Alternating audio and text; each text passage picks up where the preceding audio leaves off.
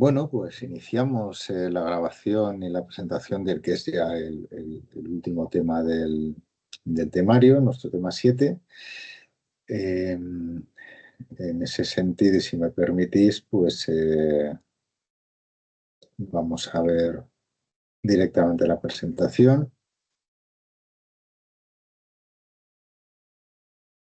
Como bien sabéis, pues este tema lleva por título Integración Financiera Internacional y tipos de cambio. En fin, lo que vamos a ver aquí ya lo vimos en clase, podemos ir rápido a modo de resumen.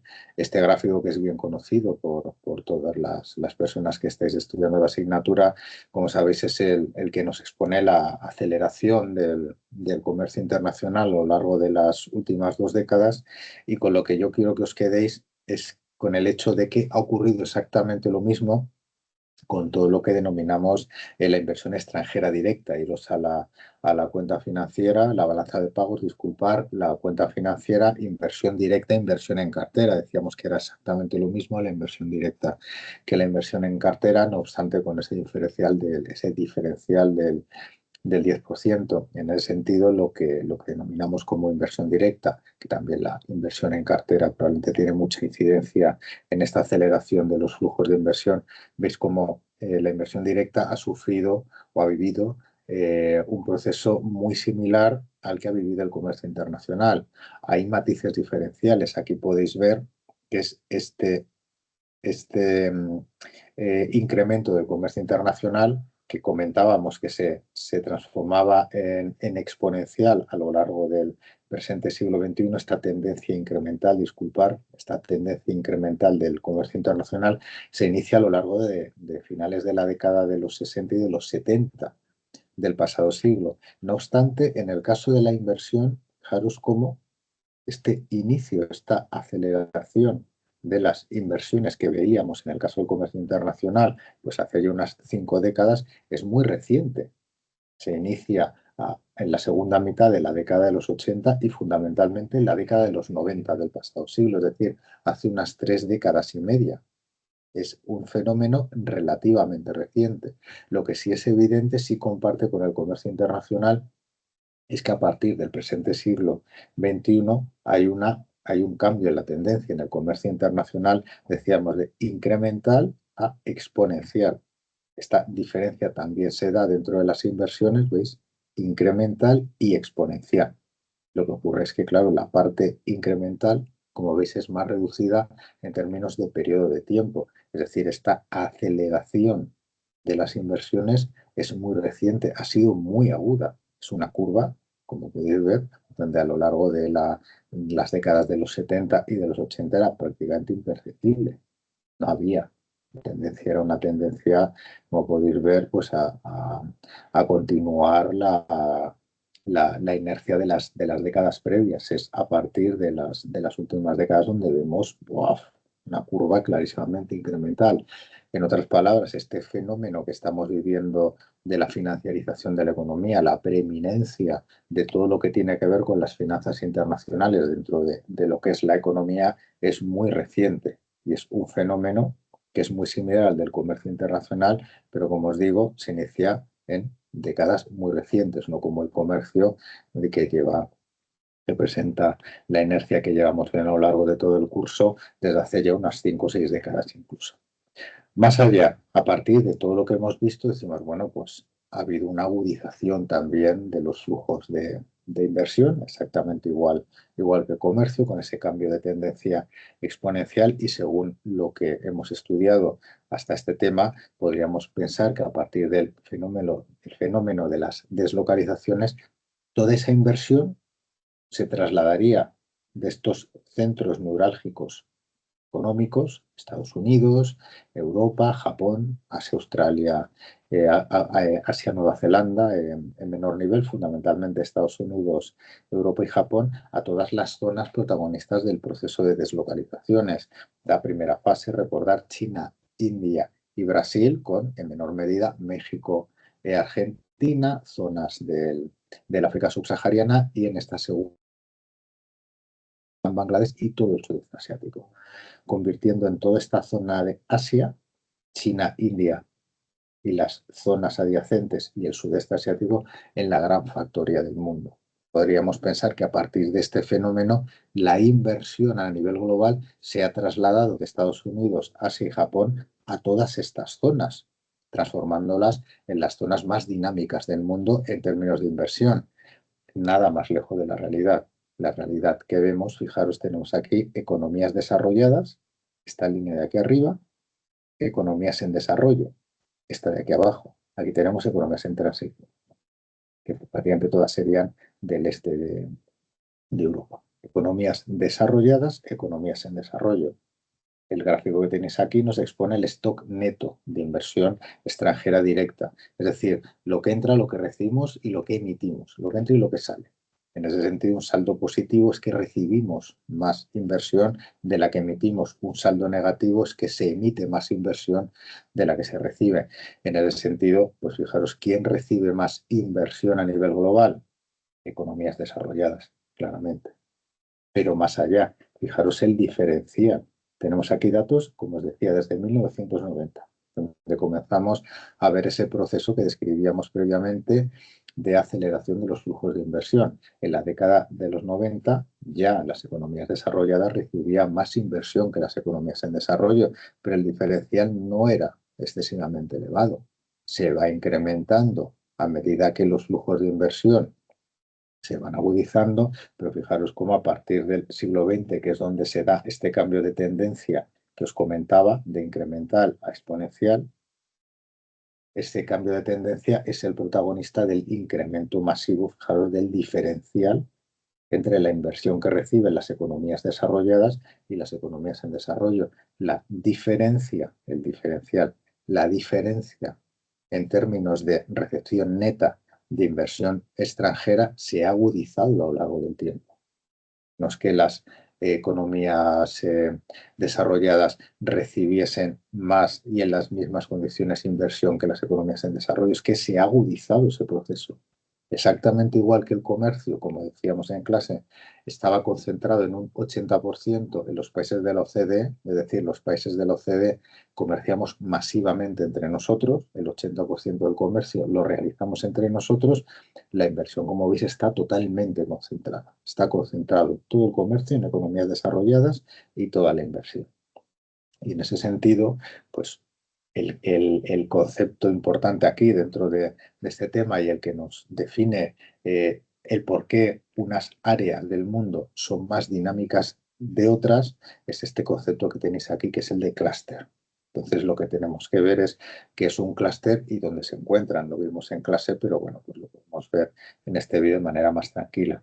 No hace falta que os aprendáis de memoria esta definición, es muy evidente. Un clúster es una agrupación de empresas, de instituciones, de organismos, de universidades. La definición es esta que tenéis aquí: grupo de empresas e instituciones interrelacionadas y concentradas geográficamente que compiten en un mismo negocio. ¿Qué incluye todo esto?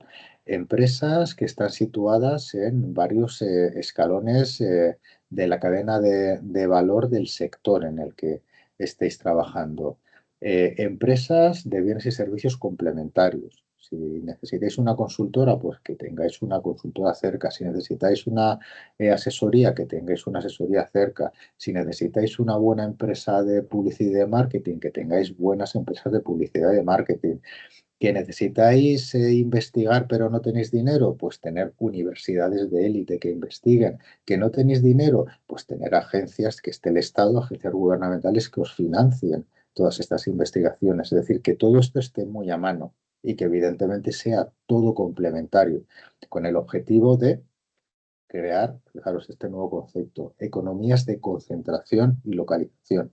Si conseguimos, esto es la cuadratura del círculo, si conseguimos que todos estos organismos, instituciones, empresas estén muy concentradas en unas áreas muy concretas, vamos a conseguir incrementos en el nivel de productividad, en el nivel de eficiencia y en todo lo relacionado a la I+D y a la reducción de costes de transporte. Si tenemos todo muy cerca, el coste de transporte se reduce mucho. estamos muy rodeados de empresas y organismos que están continuamente innovando, esa innovación se va a trasladar también a los diferentes sectores, a las diferentes áreas que trabajen dentro de sectores que sean muy similares. Todo eso es extraordinariamente positivo.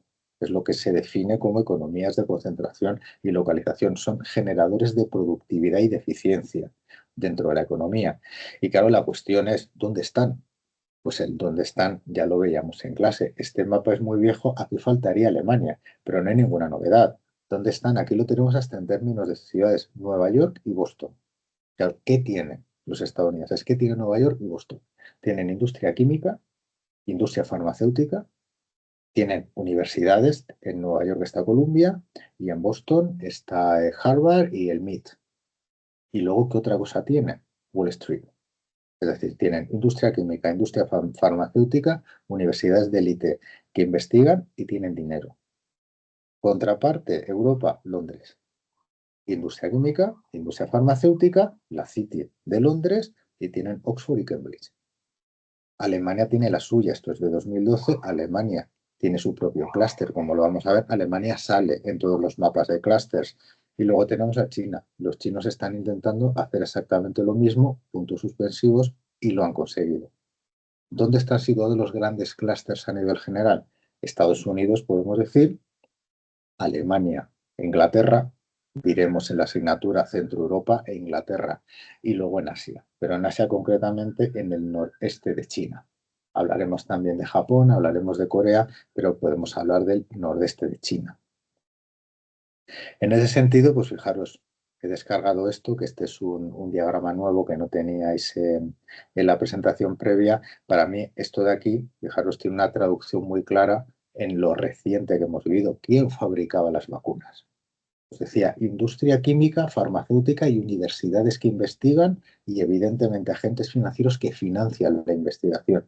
¿Quién fabricó las vacunas que nos poníamos? Fijaros, ¿qué nos poníamos en España? Yo me acuerdo perfectamente. ¿Tú qué te has puesto? AstraZeneca, Pfizer, la Moderna.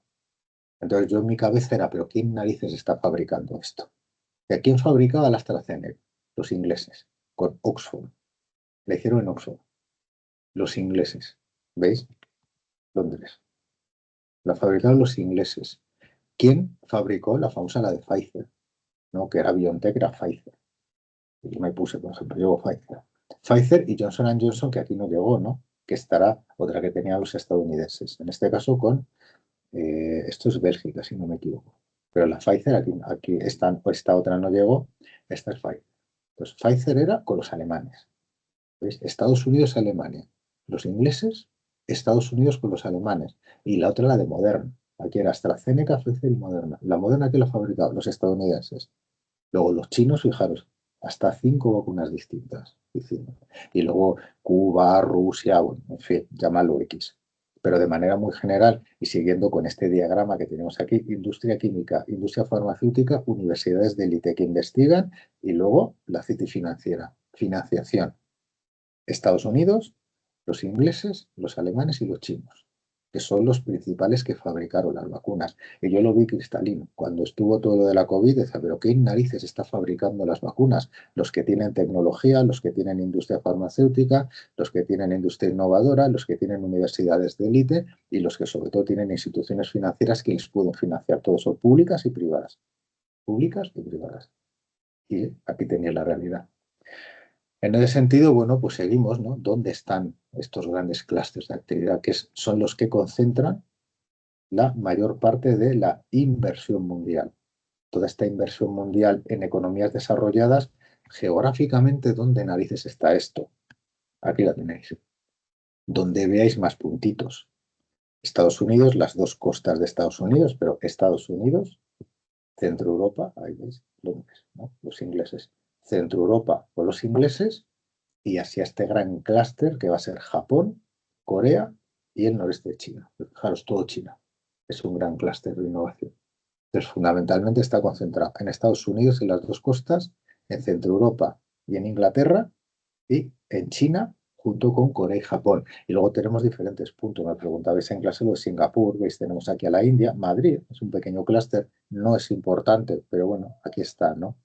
Entonces, Estados Unidos, Centro Europa con Inglaterra y Asia fundamentalmente Corea, Japón y el noreste de China.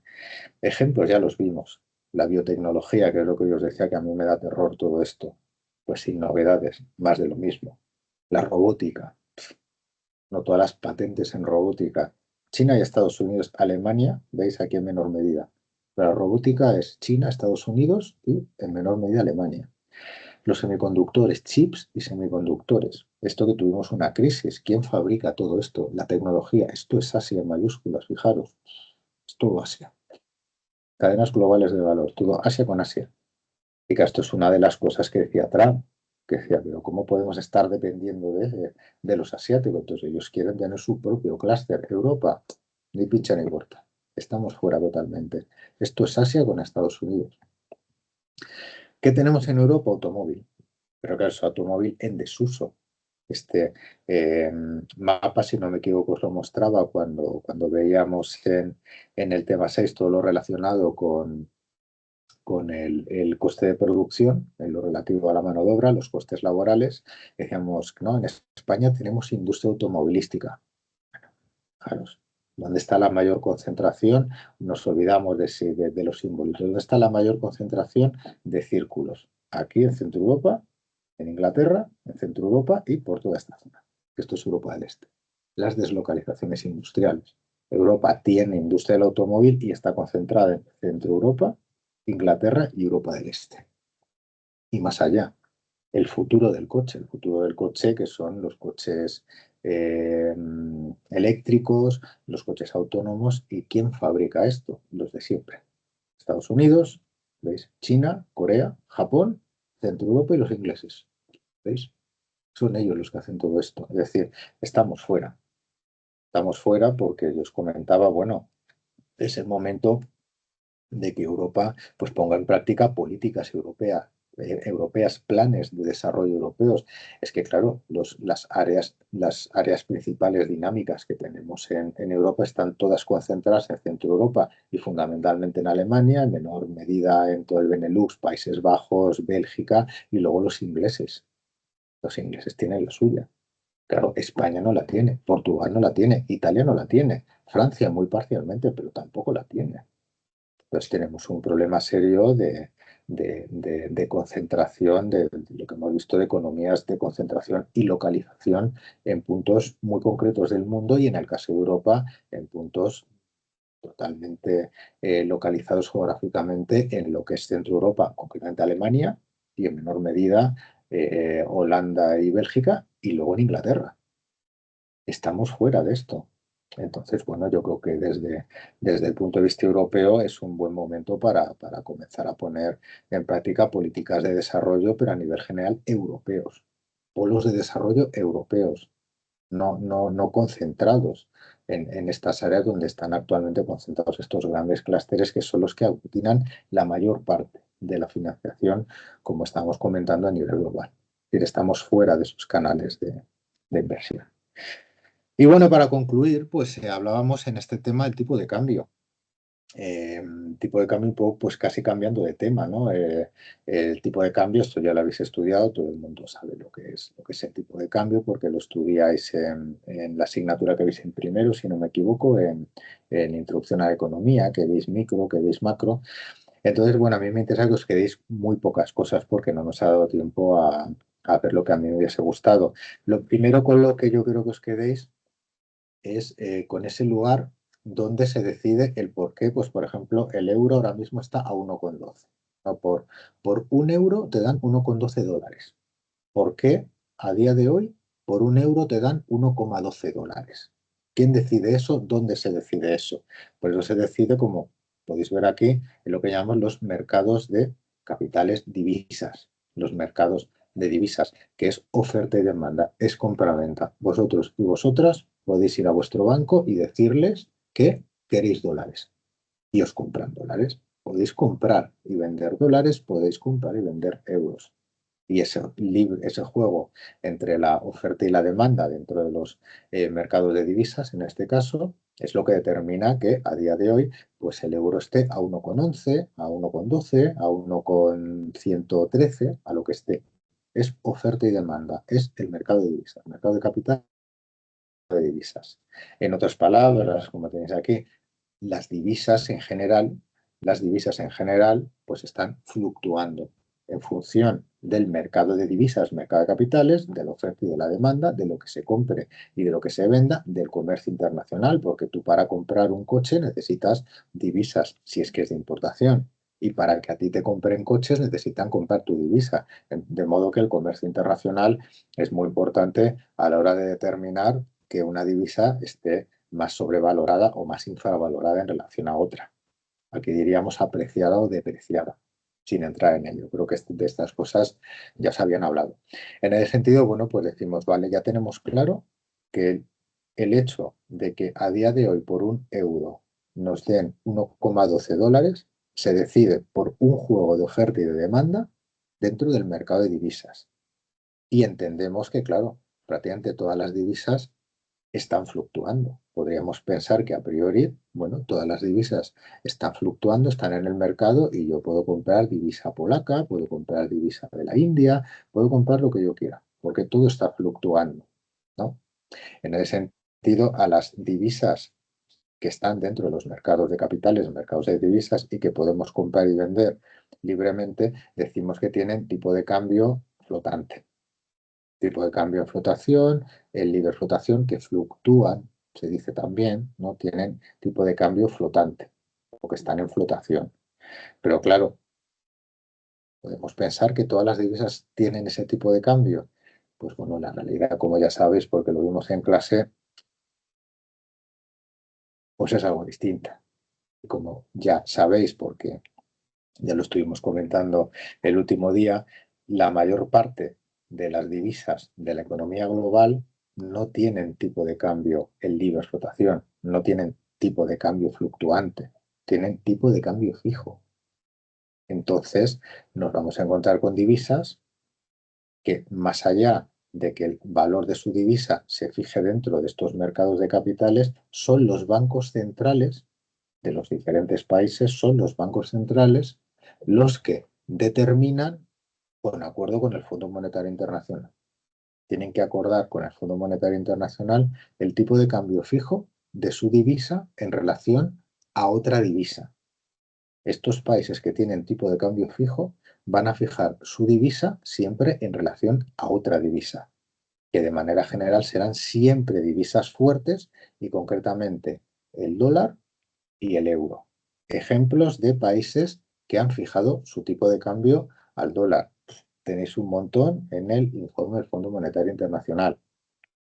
Ejemplos de países que han fijado su divisa al euro. Muchísimas de las economías de Europa del Este, que mantienen su divisa, pero la tienen fijada al euro. En ese sentido, aparte, como decíamos, vamos a tener países que tienen su divisa en libre flotación. Vamos a tener países que han fijado su tipo de cambio a otra divisa. Es decir, su tipo de cambio no varía, es siempre el mismo, está fijo. Han fijado su tipo de cambio al dólar, han fijado su tipo de cambio al euro, no varía. Y vamos a tener también un tercer tipo de economías, que son economías que en un principio tienen su tipo de cambio fijado, su tipo de cambio, disculpar, en libre flotación. Su tipo de cambio está en libre flotación. Pero a partir de objetivos que tengan de política monetaria, los bancos centrales van a poder intervenir en el mercado para alterar el valor del tipo de cambio. Van a comprar o vender su divisa para apreciarla o depreciarla, cosa que en un principio los bancos centrales de los países cuya divisa esté en libre fluctuación no pueden hacer. Para que me entendáis, el euro está en libre flotación. El valor del euro, el hecho de que a día de hoy por un euro nos den 1,12 dólares, no lo decide el Banco Central Europeo. Lo decide el mercado de divisas, oferta y demanda. Vosotras podéis intervenir en el mercado de divisas. El Banco Central Europeo no decide a ningún nivel el valor del euro en relación al resto de divisas. Mercado de divisas. No interviene, no puede intervenir. Pero hay economías cuyos bancos centrales sí intervienen directamente, comprando y vendiendo divisas para alterar artificialmente el tipo de cambio. comercial, de mejorar la balanza comercial, apreciar, depreciar el tipo de cambio para ser más competitivo. Operan directamente dentro de los mercados de divisas para modificar el tipo de cambio y que eso les beneficie en términos comerciales. Eso lo estuvo haciendo China muchísimos años. Mantenía artificialmente depreciado el renminbi, el yuan, para ser muy competitivos internacionalmente y sobre todo muy competitivo ¿con quién? Con Estados Unidos. Tenía el renminbi, el yuan, artificialmente depreciado en relación al dólar para ser más competitivo y que sus productos fuesen más baratos.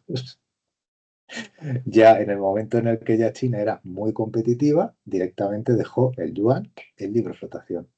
Pero durante muchos años el Banco Central de China estuvo interviniendo en el mercado de capitales, en el mercado de divisas, comprando y vendiendo yuanes, renminbis, con objetivos de política comercial, para tener el yuan artificialmente depreciado en relación al dólar y así poder meter sus productos a un precio más bajo.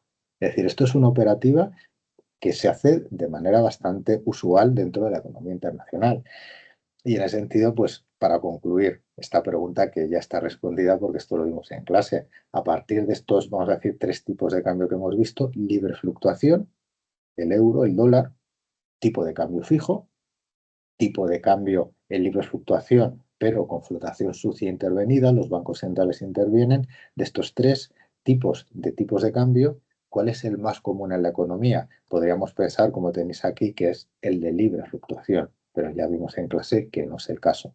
En este informe del FMI, que si entráis aquí, os lo podéis descargar y vais a ver todos los países que pertenecen al Fondo Monetario Internacional, que son creo que 189, terminamos, 189, 191, todos los países, qué tipo de cambio tienen. Y como podéis ver aquí, son los últimos datos que tenemos, 2022. ¿Ves? Tipo de cambio, este es el más extremo que hay. Tenemos un 13,4%. ¿Qué significan estos datos? Que hay un 13,4% de países que tienen un tipo de cambio fijo, el de los más duros que hay, el hard peg, ¿no? Peg es tipo de cambio fijo. Este es el más duro. Y luego tenemos más suaves, pero que son tipos de cambio fijos también. Fijaros cómo podríamos decir que más o menos la mitad de la economía mundial, 46,9, un 47% de los países, como la mitad de los países, tienen un tipo de cambio soft, un tipo de cambio como suave, no es la dolarización, no que es o la caja de conversión, que son los más extremos que hay, pero aún así tendríamos un 13,4% de países que tienen un tipo de cambio bastante importante. Y lo que más nos suena, dirías, jo, Guillermo, y entonces, ¿qué países tienen libre flotación? Fijaros, veamos en clase como una tercera parte, un 34%. Pero de este 34%, fijaros como más o menos la mitad, 50-50, 18-16, más o menos nos quedamos con la mitad. Solamente tienen libre flotación, solamente tienen libre flotación una tercera parte de los países. Es decir, dos terceras partes de los países del mundo tienen tipos de cambio fijo. Dos terceras partes del mundo tiene tipo de cambio fijo. Y una tercera parte tiene tipo de cambio en libre flotación. Pero más allá de esta una tercera parte, un 34%, de esta una tercera parte de países que tiene tipo de cambio en libre flotación, ¿veis? Libre flotación, y esta es la flotación sucia. De este 34%, la mitad tendría flotación sucia. Es decir, que los bancos centrales intervienen en la economía, son intervencionistas. Y solamente habría un 16% de países. Fijaros, un 16% del mundo que tiene realmente tipo de cambio en libre flotación. Ahora bien, ¿cuál es la trampa? Que en este 16% están todas las economías desarrolladas. Prácticamente todas las economías desarrolladas del mundo tienen tipo de cambio en libre flotación. Ya no necesitamos la política cambiaria, somos muy competitivos y no necesitamos manejar el tipo de cambio para ser más competitivos, no lo necesitamos. Nuestro sistema productivo ya es determinante para ser altamente competitivos a nivel internacional. De modo que no nos interesa tener una política cambiaria activa, porque eso puede ser también muy problemático en lo relativo a la operativa de los bancos centrales, que tienen que estar continuamente y eso puede ser, bueno, pues bastante engorroso tener esas prioridades. Entonces la gran trampa es esa. Cuestiones, insisto, 2/3 partes del mundo tienen tipo de cambio fijo. Ojo, y solo 1/3 parte tiene tipo de cambio en libre flotación. Pero es que de esa 1/3 parte, solo un 16%, podemos decir más o menos la mitad, un 16% tiene realmente tipo de cambio en libre flotación. Pero claro, somos fundamentalmente las economías más desarrolladas, las que tendríamos este tipo de cambio porque somos, como os decía, extremadamente competitivos. Eh, a ver, dejo de compartir. En ese sentido, bueno, pues poco más. Esto es con lo que a mí me gustaría que os quedaseis dentro de este tema y poco más que añadir. Espero que media hora. Espero que sea menos este vídeo, que cada vez, como soy muy pesado, ya sabéis que me gusta hablar y que me gusta contar así pues, bastantes cosas fuera de lo que son las láminas y bueno, pues espero que este vídeo os ayude a comprender algo mejor todos estos contenidos del tema 7 bueno, pues con los que concluimos toda la parte del temario de la asignatura.